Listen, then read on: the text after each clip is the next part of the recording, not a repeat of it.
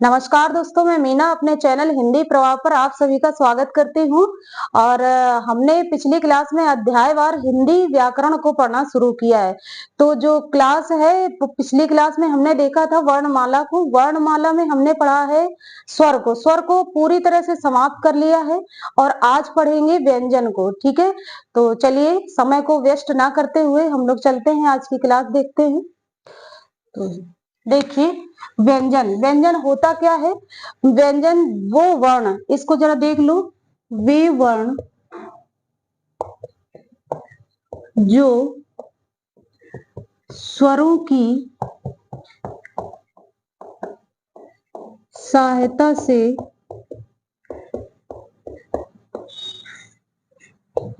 बोले जाते हैं।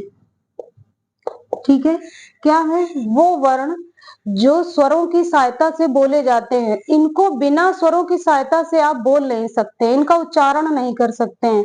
स्वर जो थे वो क्या होते थे, स्वतंत्र होते थे, लेकिन ये स्वतंत्र नहीं है। अगर इनमें स्वरों का प्रयोग नहीं किया आपने तो व्यंजन का उच्चारण संभव नहीं है। ठीक है, तो व्यंजन, हिंदी में व्यंजन जो हम देखते हैं हिंदी व्याकरण में, वो होते कितने, व्यंजनों की संख्या। व्यंजनों की संख्या, तो व्यंजनों की संख्या अगर बात करते हैं तो कितनी होती है। हिंदी व्याकरण में हम व्यंजनों की संख्या 33 ही मानते हैं। ठीक है, अच्छा, ये 33 कौन कौन से व्यंजन हैं तो देख लीजिए। एक तो है आपका का, खा, गा, घा और अंगा, चा, छा, जा, झा, या, टा, ठा, डा, ढा, ढा और अड़ा,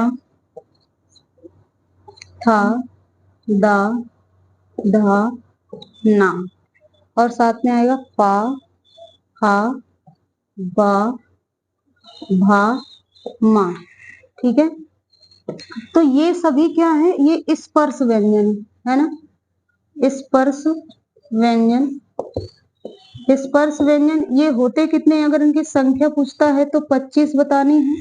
25 में आप क्या जोड़ देंगे, 25 तो हो जाएंगे स्पर्श व्यंजन, और साथ में जोड़ देंगे आप अंतःस्थ। ठीक है ना, अंतःस्थ व्यंजन ये कितने हो जाते हैं, या, वा, रा और ला।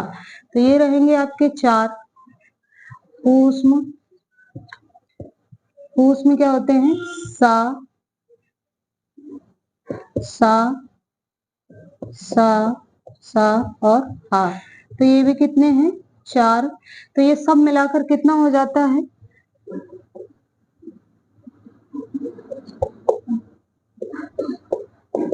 ये आपके हो जाते हैं 25। ठीक है, सॉरी 33। अगला, तो हिंदी व्याकरण में कितने व्यंजन हैं, 33 व्यंजन।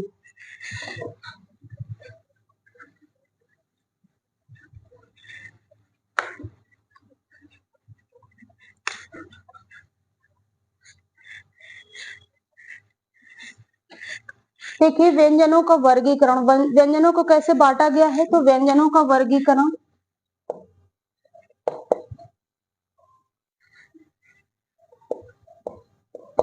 व्यंजनों का वर्गीकरण, तो व्यंजनों का वर्गीकरण हम दो तरह से कर सकते हैं। एक तो अभ्यांतर प्रयत्न में कर सकते हैं, बाह्य प्रयत्न में कर सकते हैं।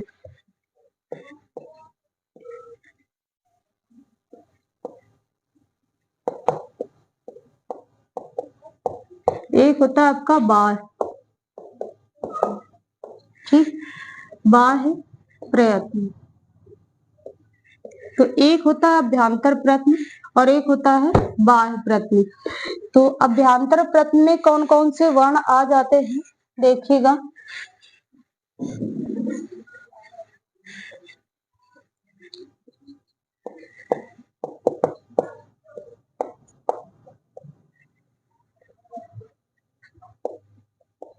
अभ्यांतर प्रयत्न, इसके अंतर्गत सभी क्या आ जाएंगे, स्पर्श व्यंजन आ जाएंगे। नंबर 1 स्पर्श व्यंजन। स्पर्श व्यंजन, स्पर्श व्यंजन अभी हम लोग देख चुके हैं। क्या होता है? का वर्ग से पा वर्ग तक, ठीक, या इसी को कह सकते हो का से मा तक भी कह सकते हैं। तो का वर्ग से पा वर्ग तक, जैसे देखिएगा का वर्ग क्या हो जाएगा? का, खा, गा, घा और अंगा। चा वर्ग चा, छा, जा, झा और या। टा वर्ग टा, ठा, डा, ढा और अणा। ता वर्ग ता, था, दा, भा और ना। पा वर्ग, तो पा वर्ग क्या होता है? पा, फा, बा, भा और मा। ये 5 वर्ग हैं और 5 वर्ग में स्पर्श व्यंजनों की संख्या कई बार एग्जाम में पूछी गई है। तो आप देख लेना यहाँ पर कितनी होती है? 25 होती है, ठीक है। अगला देख लीजिए एक बार, स्पर्श व्यंजन का वर्ग से कहां तक होता है? पा वर्ग तक होता है। का वर्ग का, खा, गा, घा, पूरा एक लाइन, ये क्या होती है? ये वर्ग होती है, ठीक है। इस तरह से ऐसे ये जो लाइन है ये क्या है? एक वर्ग है। तो चलिए आगे।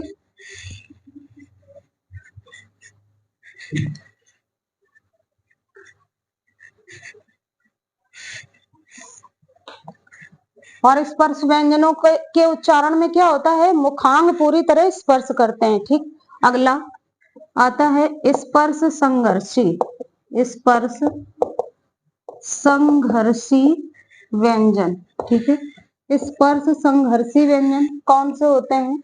जिसमें जो मुखांग होते हैं उच्चारण में वर्णों के, वो तो स्पर्श करते हैं, लेकिन जो वायु होती है वो क्या करती है? संघर्ष, थोड़ा सा उसको क्या करना पड़ता है?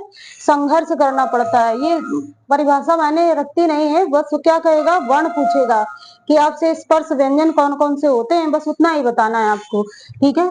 तो ये देखिएगा चा, छा, जा और झा, तो ये क्या होते हैं? स्पर्श व्यंजन होते हैं, ठीक है।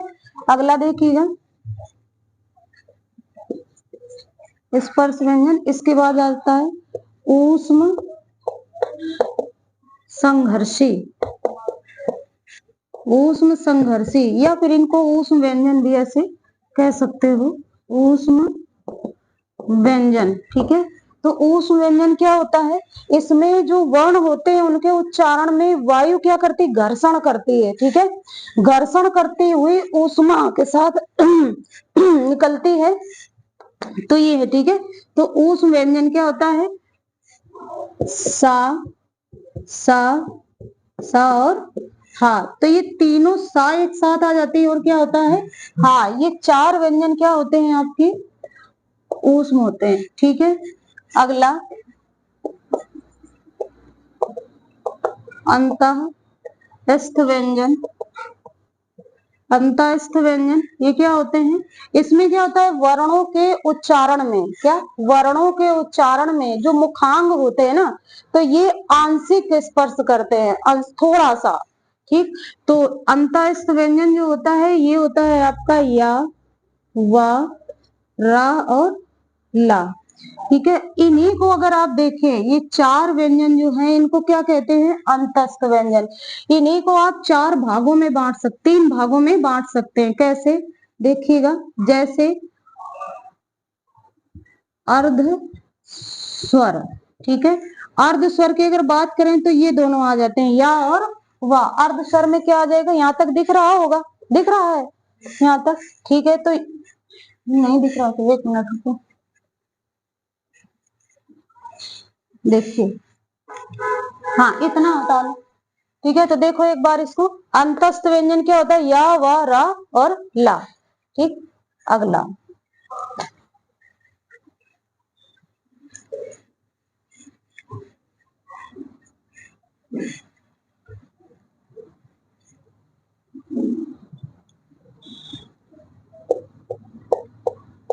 अर्ध स्वर। अर्ध स्वर क्या होता है कि या और वा, ये अंतस्थ के ही भाग हैं, अंतस्थ में ही बांटे गए हैं। अगला देखो यार, पार्श्विक। पार्श्विक व्यंजन ये क्या होता है, ला होता है। और लुंठित, लुंठित या इसी को कहते हैं प्रकंपित, लुंठित या प्रकंपित, तो ये क्या हो जाता है, रा। ठीक है, अर्ध स्वर या और वा होते हैं। और पार्श्विक क्या होता है, ला होता है। पार्श्विक, इस पार्श्विक व्यंजन के उच्चारण में ला का जब हम उच्चारण करते हैं तो जो वायु है ना, श्वास, तो ये क्या होती है, बगल पर। पार्श्व का मतलब क्या होता है, बगल या मतलब साइड है ना, साइड कह सकते हैं। तो उच्चारण में क्या होता है कि दोनों बगल से हवा जो होती है वो क्या होती है, निकल जाती है। तो ये होता है आपका ला। ठीक है, रा क्या है, प्रकंपित है। रा के उच्चारण में कंपन होता है, रा रा। ठीक, इस तरह से। तो और लुंठित लिखा है, लुंठा। अगर हम लोग बोले लुंठा तो इसका क्या होता है, मोड़ होता है, मोड़। इसके उच्चारण में क्या होता है, जीभ ऊपर की ओर मुड़ जाती है, ऊपर की ओर। रा बोलकर देखिए, रा। ठीक है, तो अगला देखिएगा, इसी में आ जाता है आपका द्विगुण। द्विगुण व्यंजन, द्विगुण क्या होता है, इसी को आप बोल सकते हैं ताड़न जात, ताड़न जात, या फिर बोल सकते हो आप इनको उत्क्षिप्त, उत्क्षिप्त व्यंजन। ये क्या होते हैं, ये होता है डा, इस तरह से बनता है डा। ठीक है, और ढा, नीचे क्या लगा देते हैं, नुक्ता लगा देते हैं इनके। ठीक है, नुक्ता, हाँ, डा ढा उत्क्षिप्त। ये क्या है कि प्रयोग के अनुसार इनको बांट दिया गया है। जो केंद्रीय निदेशालय हिंदी बोर्ड है ना, तो उन्होंने इन्हीं को जोड़कर संख्या कितनी मानी है, व्यंजनों की संख्या 35। हमने क्या पढ़ा था कि व्यंजनों की संख्या क्या होती है, 33 होती है। लेकिन यहाँ पर क्या माना गया है, इनके द्वारा, केंद्रीय निदेशालय हिंदी बोर्ड के द्वारा क्या मान लिया गया है, 35 व्यंजनों की संख्या यहाँ पर मानी गई है। ठीक है, अगला तो देख लो इनको। अर्ध स्वर क्या होता है, या और वा। पार्श्विक क्या होता है, ला। लुंठित प्रकंपित क्या रहेगा, रा। द्विगुण व्यंजन या ताड़न जात, इन्हीं को क्या कह सकते हो, उत्क्षिप्त व्यंजन कह सकते हो। तो ये होते क्या है, डा और ढा होते हैं। ठीक है, अगला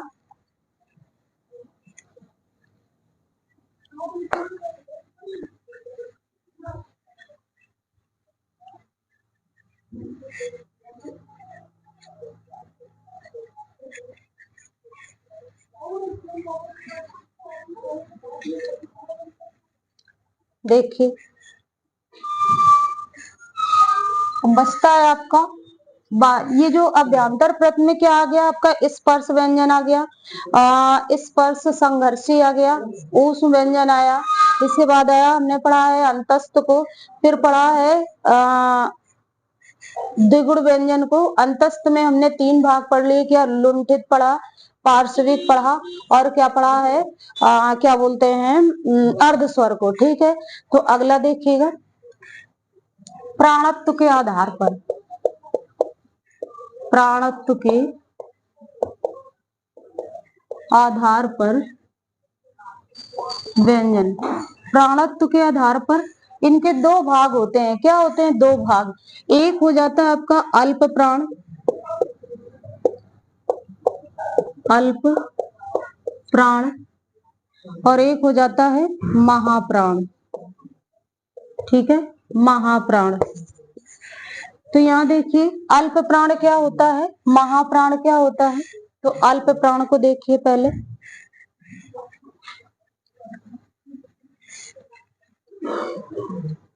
ठीक है, वे व्यंजन, वे व्यंजन जिनके उच्चारण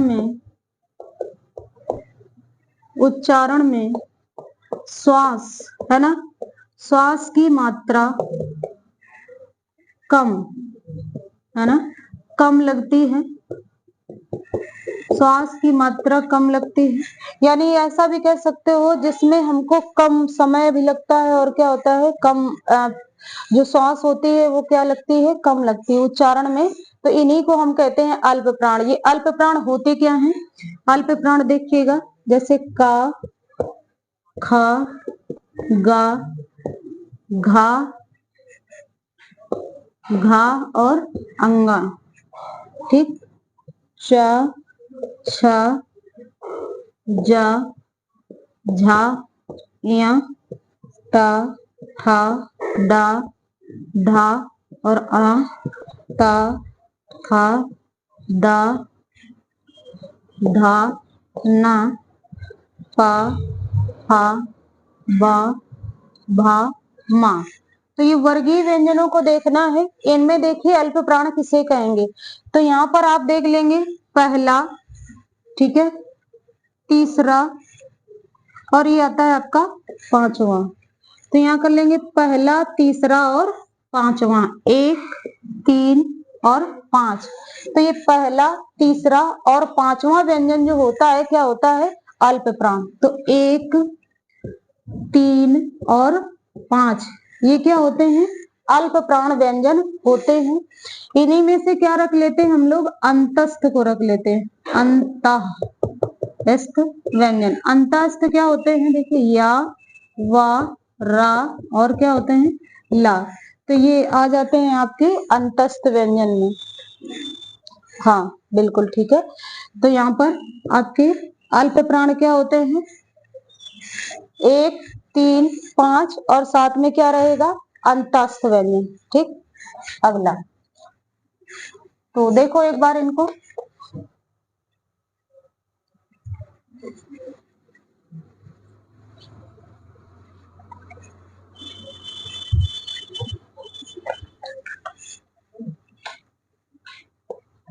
दूसरा आएगा प्राणत्व के आधार पर महाप्राण। महाप्राण व्यंजन, ये महाप्राण क्या होते हैं, वे व्यंजन,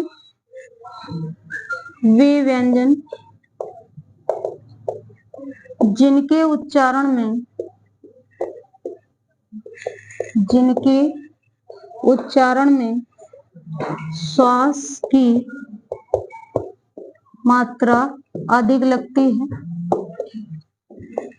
अधिक लगती है, उन्हें क्या कहते हैं, महाप्राण कहते हैं, ठीक है। वे व्यंजन जिनके उच्चारण में श्वास की मात्रा अधिक लगती है उनको हम क्या कहते हैं, महाप्राण व्यंजन कहते हैं। उसी तरह से देखना है, जैसे का, खा, गा, घा और अंगा। मान लेते हैं हमने ये का वर्ग लिखा है, ठीक है ना, का वर्ग लिखा है।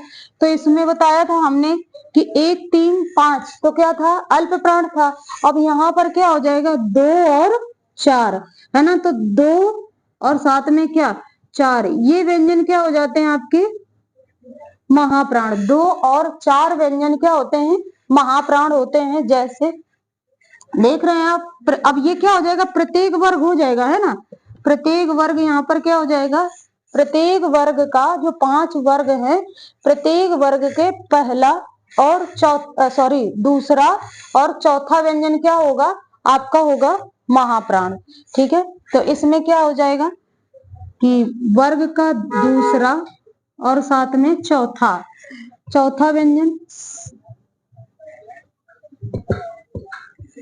और ऊष्म व्यंजन, ऊष्म व्यंजन, ऊष्म क्या होते हैं, 4, सा, सा और सा, हा, ये क्या होते हैं, ऊष्म व्यंजन होते हैं जो कि इनके अंतर्गत आते हैं महाप्राण में, ठीक।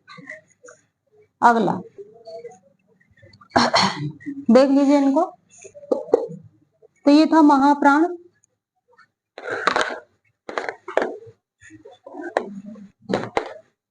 एक बार और देख सकते हैं, अल्प प्राण महाप्राण दोनों को एक साथ क्या, कि का, खा, गा, घा और अंगा। तो इसका 1, 3 और 5, 1, 3, 5 ये क्या होता है, ये होता है अल्प प्राण।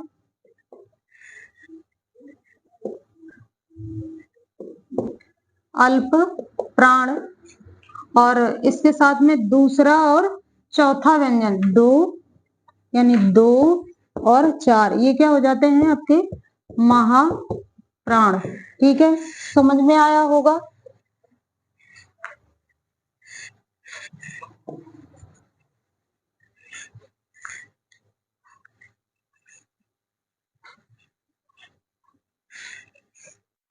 अगला देखिए, यहां कर लीजिए घोषत्व के आधार पर, घोषत्व, घोषत्व के आधार पर, तो घोषत्व के आधार पर हो जाएंगे, इनको भी आप दो भागों में बांट देंगे। कौन कौन से हो जाएंगे, एक हो जाएगा आघोष और एक क्या हो जाता है सघोष। सघोष, इसी को आप क्या कह सकते हो, घोष भी कह सकते हैं। ठीक है, घोषत्व के आधार पर अघोष या फिर हो जाएगा आपका सघोष या घोष। तो देखिए अघोष व्यंजन, अघोष व्यंजन क्या होता है, इंक खत्म हो गया, 1 मिनट।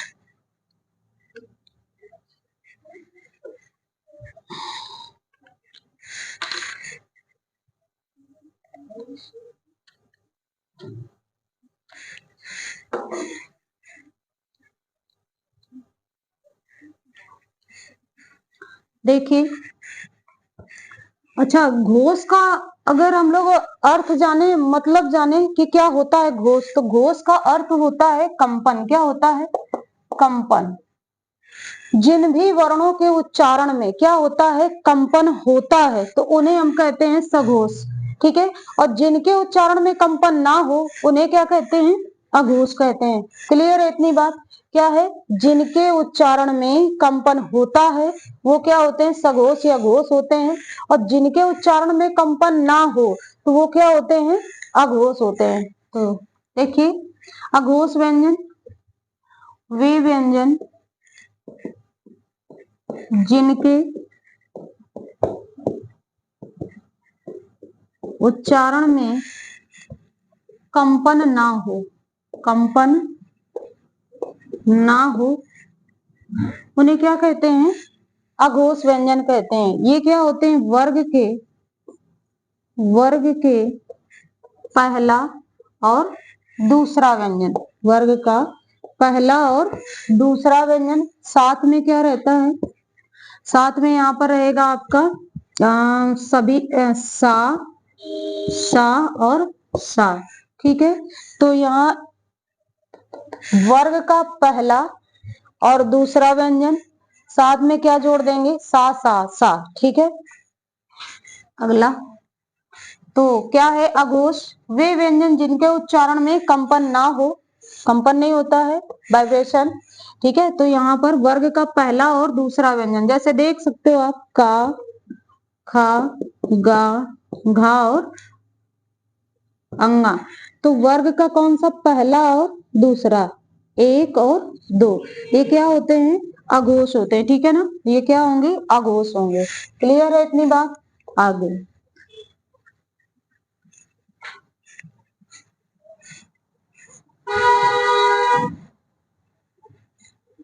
देखिए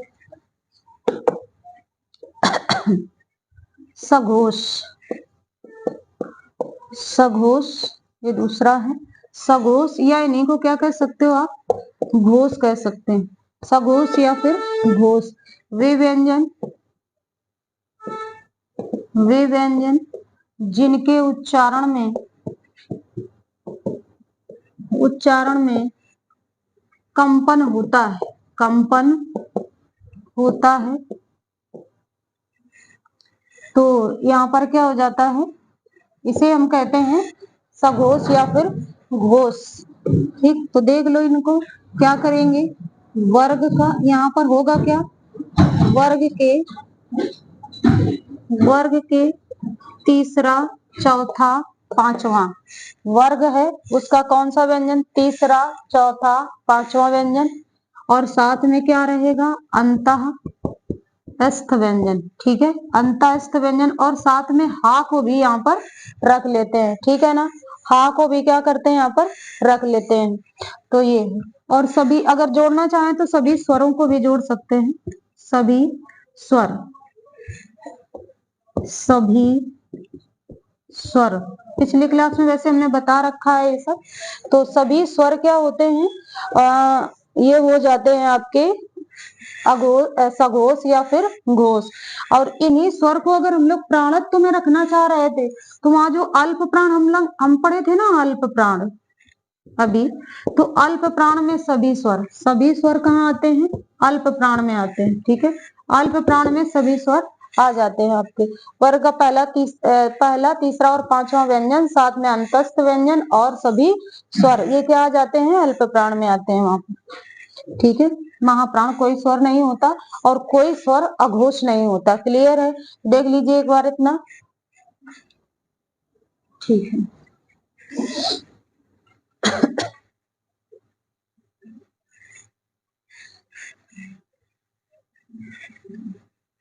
आगे देखिए। अब बचता है आपका संयुक्त व्यंजन। संयुक्त व्यंजन क्या होते हैं,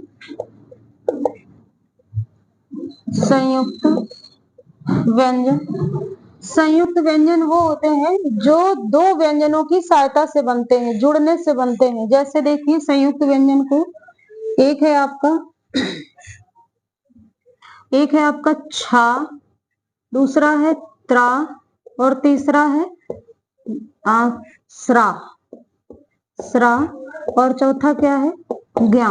तो ये चार व्यंजन जो होते हैं ये क्या होते हैं, चार संयुक्त व्यंजन होते हैं। बनते कैसे हैं, जैसे अगर हम लोग मान लें छा को, ठीक है, छा को देखें तो ये छा किससे बनेगा, तो का और साथ में क्या हो जाएगा, षटकोण वाली सा और बराबर क्या बना देंगे, छतरी वाली छा। ठीक है, अगला अब देखिएगा त्रा, तो त्रा को क्या करेंगे, ता, हलंतम ता, पहला जो वर्ण रहेगा वो कैसा रहेगा, हलंत के साथ। ध्यान रखना है, चेक करके आंसर को टिक करना है। पहला जो होगा संयुक्त व्यंजन में, वो पहला वर्ण जो होगा वो क्या होगा, हलंत रहेगा। ठीक है, तो यहाँ पर क्या आएगा, ता और साथ में रहेगा आपका रा, क्या बना लेंगे, त्रा। ठीक है, स्रा की अगर बात करते हैं तो ये तालव्य वाली सा रहेगी और क्या रहेगा, रा, क्या कर लेंगे, स्रा। बचता है ज्ञा, ज्ञा क्या होता है, जा, यहाँ पर क्या होगा, जा, इसको ध्यान रखना है, जा को और साथ में इया। ठीक है ना, तालव वर्ग जो होता है तो उसमें क्या रहता है आपका इया, और यहाँ पर बन जाएगा ज्ञा। इसमें जो मोस्ट है यहाँ पर लगा लीजिए, इसको क्या कर लेंगे, ये इंपॉर्टेंट है, और ये भी क्या है, मोस्ट है, जो एग्जाम में आपके पूछा जा सकता है। तो ये थे क्या, संयुक्त व्यंजन। लगभग व्यंजन हमने कंप्लीट कर लिए हैं। अब क्या करना है, उच्चारण स्थान देखना है। ठीक है, व्यंजनों का उच्चारण स्थान देखिए, पहले इनको समझ लेते हैं। देखो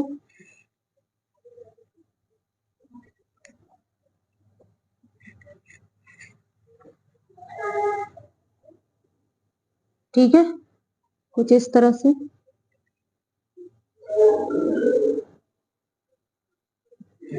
ऐसे आ जाओ। ये क्या है, हमने अपने मुख का क्या बना दिया है भाई, आकार। ठीक है, ऐसे इतना ही रहने दो। ये उच्चारण का जो स्थान है वो यही मिलेगा हमको। अगर हम यहां तक की बात कर लें, ये तो ये क्या है भाई बताओ, ये क्या रहेगा, ये है आपका कंठ। ठीक है, ये क्या है, कंठ। अच्छा, कंठ के बाद अगर हम देखते तो ओट्स दिखते हैं, क्या दिखते हैं, ओट्स। तो यहाँ पर देखो, ये अगर हम इसको मान लेते हैं तो ये क्या है, होठ है। ठीक है, ओष्ठ। ठीक है, ओष्ठ। तो यहाँ अब इसके बाद में जस्ट इसके पीछे, पीछे क्या रहता है, ये दांत है ना, तो यहाँ पर हम इसे क्या कर लेते हैं, ये दंत हो जाता है, ये आपका हो जाता है दंत। ठीक, अच्छा, इसके जरा सा थोड़ा सा आगे बढ़कर ऊपर उठा हुआ भाग जो होता है, और ये कैसा रहता है, थोड़ा खुरदरा खुरदरा सा रहता है ना, तो इसे आप कह सकते हैं मूर्धा। मूर्धा, और इसके पीछे का जो भाग रहता है चिकना, जो चिकना भाग रहता है ऊपर की ओर, इसी को आप कह सकते हैं तालु। क्या कहेंगे? तालु। ठीक है। तो जो कंठ वर्ण होते हैं, कौन कौन से ऐसे वर्ण हैं जिनका उच्चारण हम क्या कर सकते, समझ में आएगा ना, ऐसे बेटर रहेगा। हाँ, तो देखिएगा कि ये क्या है कि कंठ, कंठ से उच्चरित होने वाले जो वर्ण होते हैं इनको हम क्या कर सकते हैं, देखिएगा ऐसे कर सकते हो, ऐसे कि का वर्ग है ना, का वर्ग, और साथ में क्या रहेगा आपका, हा, व्यंजन है का वर्ग और हा। अगर स्वर की बात कर ले, यहाँ पर पहले आप व्यंजन को देखिएगा, और स्वरों की अगर बात करते हैं तो आपका आ जाता है आ और आहा। ठीक है, ये सभी क्या होते हैं आपके कंठ से बोले जाने वाले व्यंजन हैं। आगे बढ़ते हैं तालु। अब हम लोगों को चलना कैसे, सबसे पहले आता है कंठ, उसके बाद आता है तालु, फिर आता है मूर्धा, फिर क्या आता है दंत, फिर क्या रहता है ओष्ठ रहता है। तालु की बात करते हैं तो तालु में क्या रहेगा, तालु में रहेगा आपका एक तो चा वर्ग हो जाएगा चा वर्ग। चा वर्ग में क्या आता है, अगर इसके वर्ण लिखना चाहे तो आप वर्ण लिख सकते हैं, लिख लो वर्ण भाई, समस्या ना हो आपको। का, खा, गा, घा और अंगा। ठीक है। अगला देखो और क्या जोड़ सकते हो इसमें, और हा आपका है ही है। और स्वरों की अगर बात कर लें, स्वर, तो स्वर क्या हो जाएगा यहाँ पर, का आ और आहा, आहा। इनको ऐसे करके आप देख सकते हैं अच्छे से। स्वर का उच्चारण स्थान हमने बता रखा है, लेकिन आप यहाँ एक साथ देख लेंगे, ज्यादा अच्छा रहेगा आपके लिए।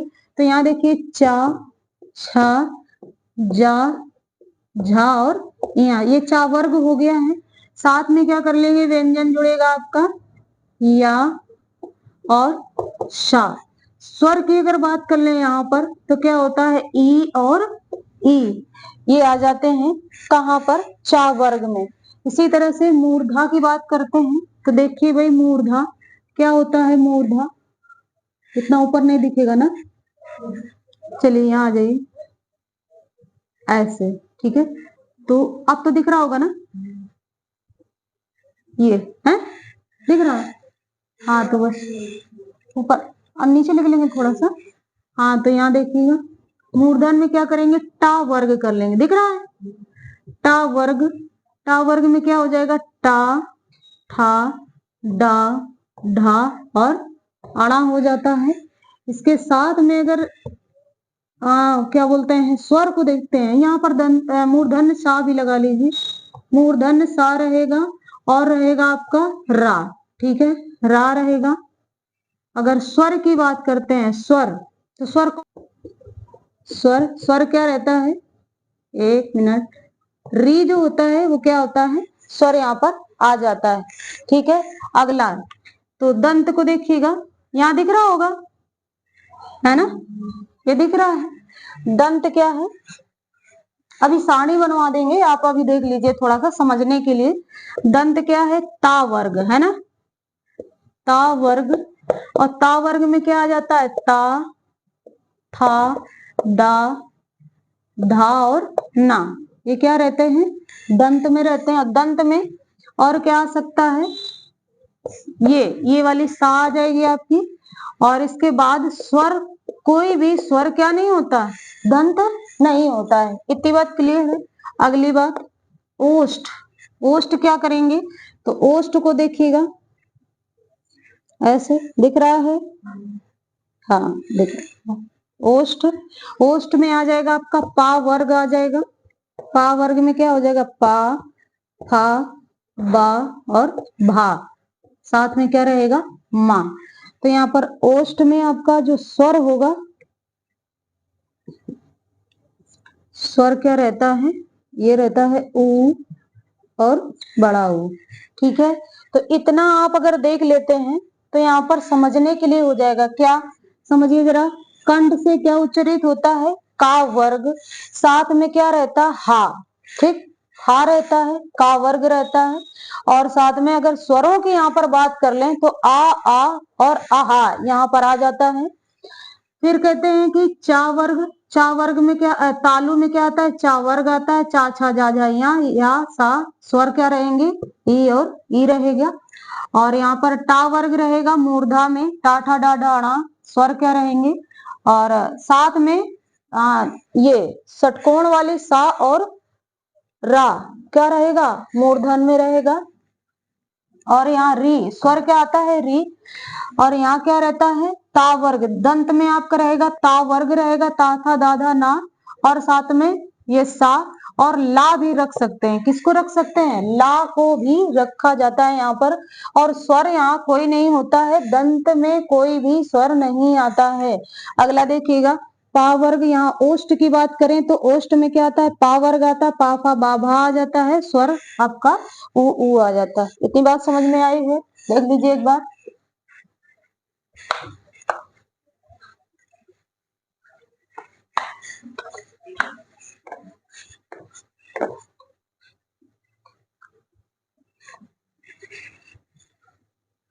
अगला ठीक है, अब इनकी सारणी तो कंठ से क्या क्या करेंगे, का वर्ग हो जाएगा आपका, का वर्ग। साथ में क्या रहेगा, हा रहेगा, और क्या रहेगा, आ और आहा।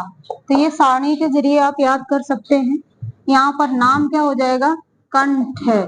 ठीक है, अगला नंबर 2 क्या हो जाएगा आपका, तालु।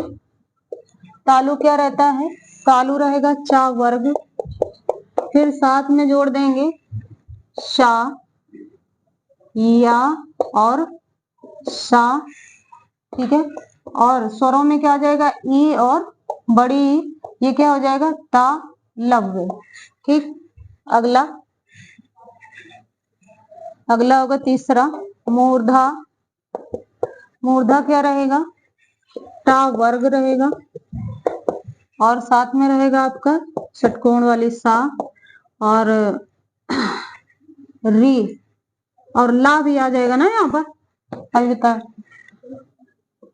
हाँ ना ना, यहाँ नहीं आएगा, दंत में आता है। हाँ ठीक है, यहाँ टा वर्ग आ जाएगा, सा आ जाएगा और रा आ जाएगा। ठीक ठीक, रा, और क्या रहेगा आपका, री, ऋषि वाला री। अगला देखो, दंत। चौथा क्या रहेगा, दंत। हाँ?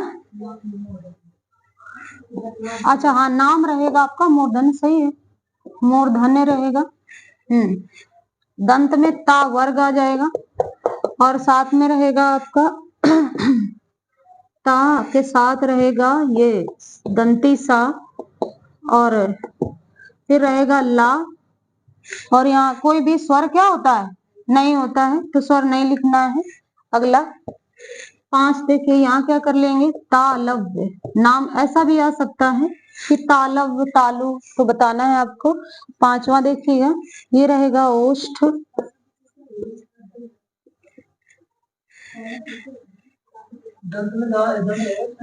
अच्छा यहाँ गलत, ठीक है ठीक है, दंत्य है ना, दंत्य, सॉरी दंत्य।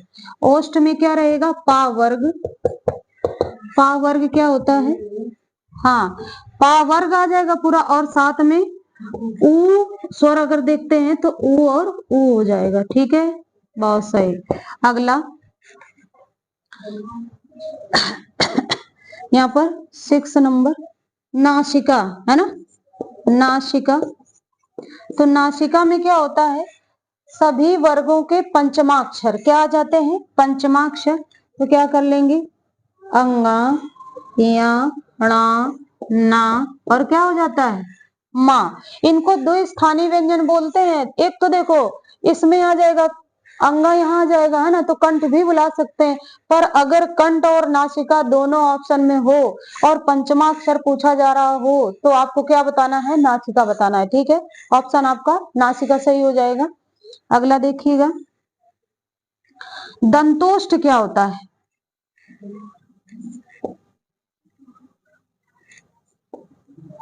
दंत और साथ में ओष्ठ। दंत और ओष्ठ वाह होता है, वकारस्य दंतोष्टम, तो वाह हो जाता है।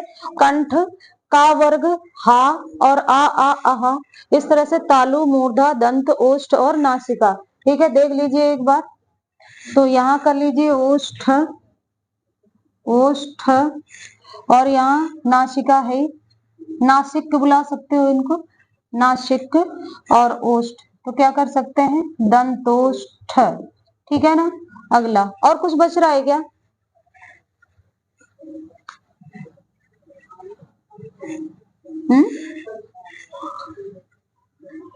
कंठ तालु में व्यंजन आता है क्या?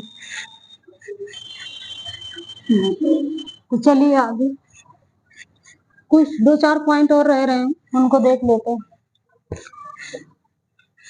देखिए, उच्चारण के आधार पर पॉइंट देखिएगा। अरे उच्चारण के आधार पर कुल वर्णों की संख्या, कुल वर्णों की संख्या कितनी रहेगी आपकी, 44। क्या क्या आपके 33 तो व्यंजन हो जाएंगे, है ना, 33 व्यंजन, और साथ में क्या हो जाएंगे, 11 स्वर। क्लियर हो गया है? कितना हो जाएगा, हो जाएगा ना 44। एक मिनट, ठीक है।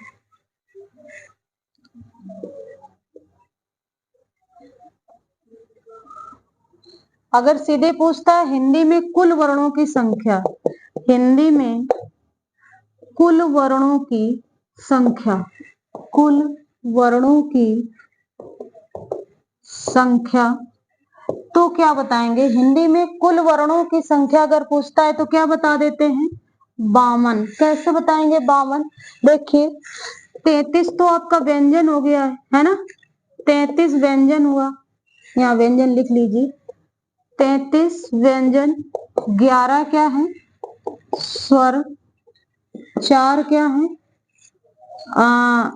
संयुक्त व्यंजन,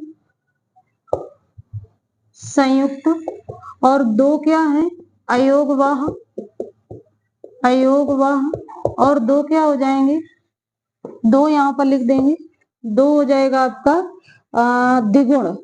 हो गए क्या, द्विगुण।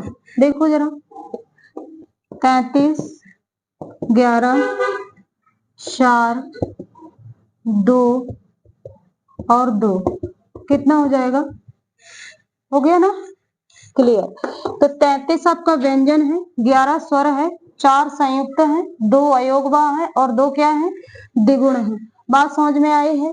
पूछा जा सकता है, तो इनको देख लीजिए एक बार। अगला,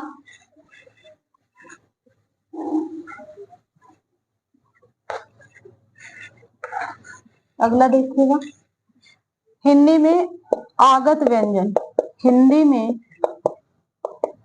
आगत व्यंजन, तो हिंदी में आगत व्यंजनों की जो संख्या है वो कितनी है, 6 है।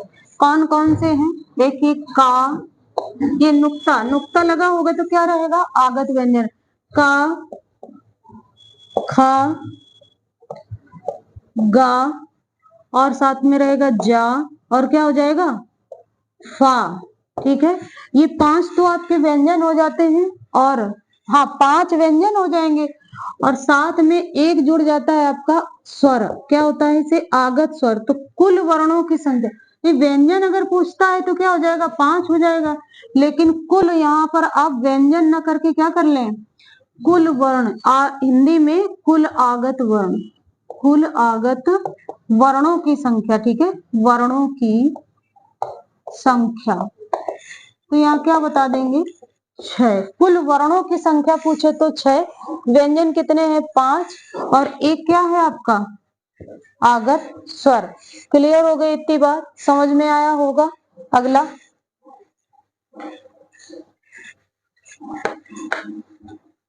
जो डा ढा का प्रयोग है एक बार देखो, डा और ढा का प्रयोग, तो इसका प्रयोग दो तरह से होता है, एक होता है नुक्ता के सहित, यहाँ कर लो नुक्ता रहित, और एक होता है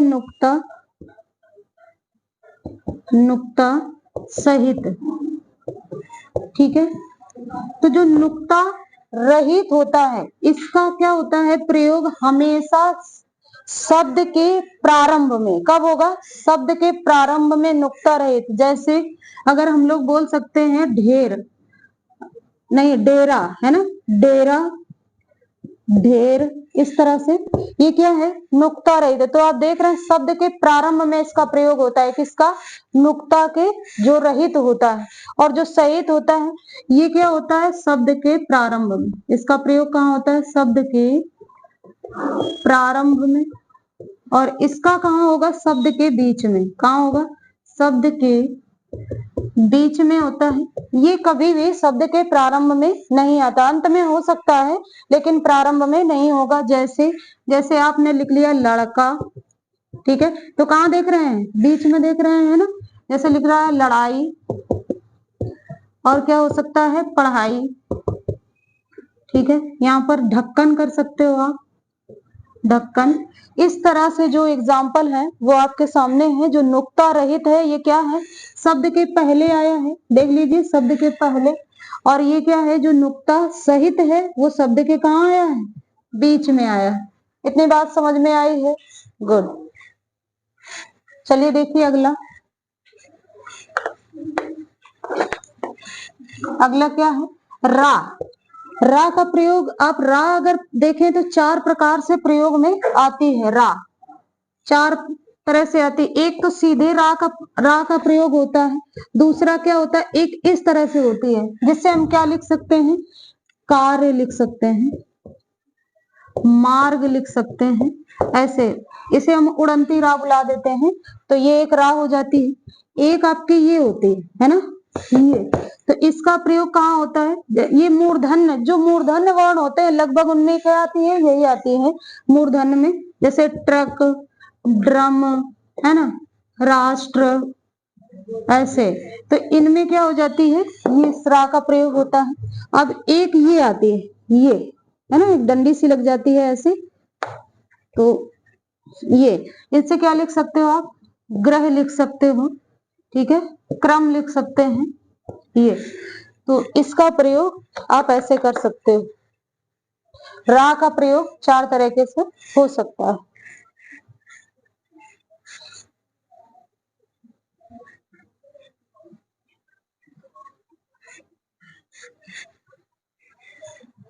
तो व्यंजन लगभग हमने क्या कर लिया है, समाप्त कर लिया है। इतना अगर आपने पढ़ लिया है तो क्वेश्चन बाहर नहीं होगा।